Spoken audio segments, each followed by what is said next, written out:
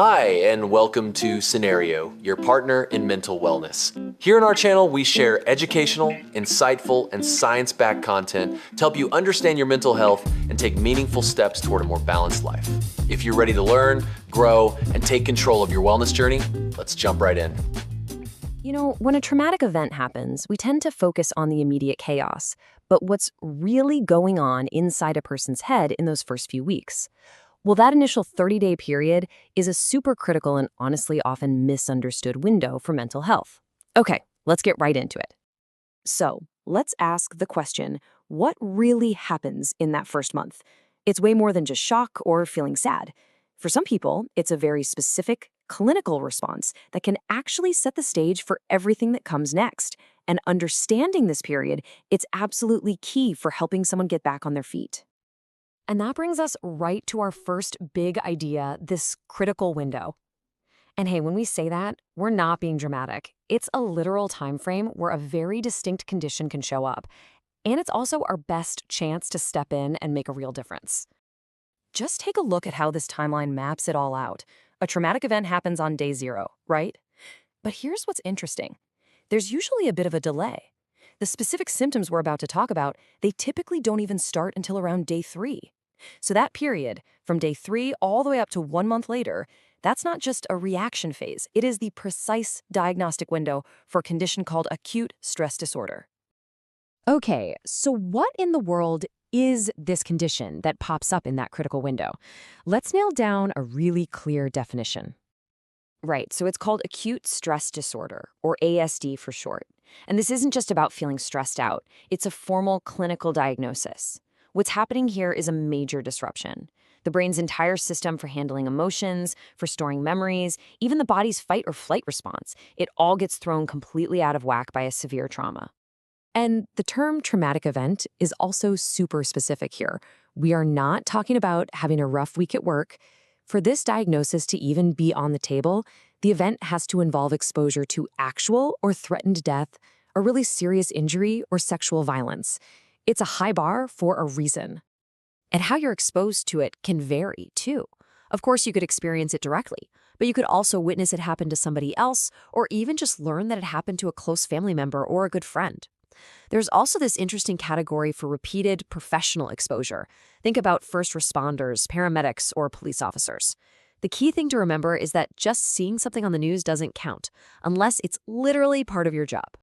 All right, so we've covered the what and the when, but what does acute stress disorder actually look and feel like for the person going through it? Well, the symptoms are broken down into 5 pretty distinct groups. And before we get into those groups, look at this number, 9. This is a crucial piece of the puzzle. To be diagnosed, a person has to have at least 9 symptoms from across these 5 categories. That number is so important because it tells us this isn't just 1 or 2 signs of distress. It's a sign that the trauma's impact is widespread, affecting so many different parts of a person's life. So our first group is intrusion. This is basically when the trauma keeps forcing its way back into your mind when you don't want it to. It's like an unwelcome guest that just won't leave. We're talking about unwanted memories that pop up out of nowhere, nightmares, or even flashbacks where it feels like you are right back in that moment, reliving the whole thing.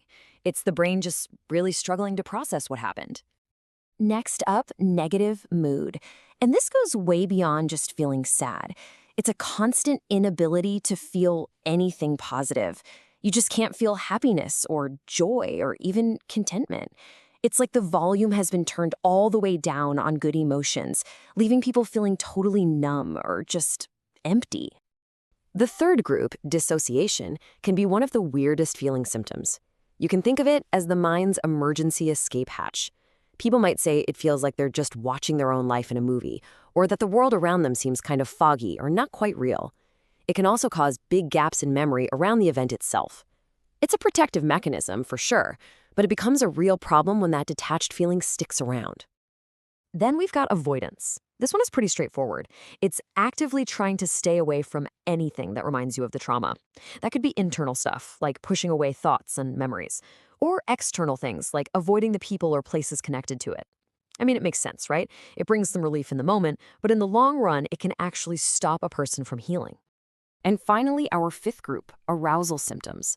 The best way to think about this is that the nervous system is just stuck in high alert mode. It's on guard 24/7. This can look like major sleep problems, being super irritable or having angry outbursts, always feeling jumpy or having a crazy strong startle response. And naturally, it can make it almost impossible to concentrate. Now, hearing all those symptoms, you might be thinking, hey, this sounds a lot like PTSD. And you're absolutely on the right track. They are very similar, but there is one massive critical distinction, and it all comes down to timing. This chart lays it all out perfectly. Look at the duration row. Acute stress disorder, ASD, is only diagnosed if the symptoms last between 3 days and 1 month. But if those exact same symptoms are still going strong after the 1-month mark, that's when the diagnosis can officially change to post-traumatic stress disorder, or PTSD. So think of ASD as a powerful, short-term reaction that can sometimes be a direct stepping stone to the more chronic PTSD. And understanding that difference is so important because it highlights this incredible opportunity. That first month isn't just a waiting game to see what happens. It's a window for intervention that can completely change the path of someone's recovery. This is where the story gets really helpful. And this is the whole point. This is why knowing about ASD matters so much. The entire goal of identifying and treating it early is to help stabilize someone's symptoms. And this is the big one, prevent it from turning into long-term chronic PTSD down the road. So, what does treatment actually look like? Well, the top recommendation is something called trauma-focused cognitive behavioral therapy, or CBT. It's a type of therapy that really helps people process what happened and learn new ways to manage their symptoms.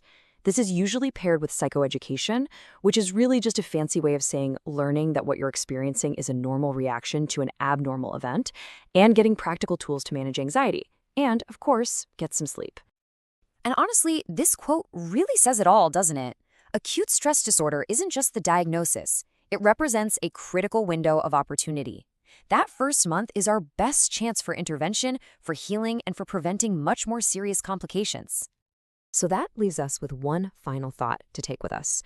Now that we know about this timeline and we have a better idea of what's happening under the surface, how does that change the way we might support someone in our own lives during that first incredibly critical month after a trauma? It's definitely a question worth thinking about.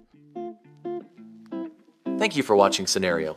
If this video helped you, don't forget to like, subscribe, and share. For personalized mental wellness supplements, visit Cenario.com. See you in the next one.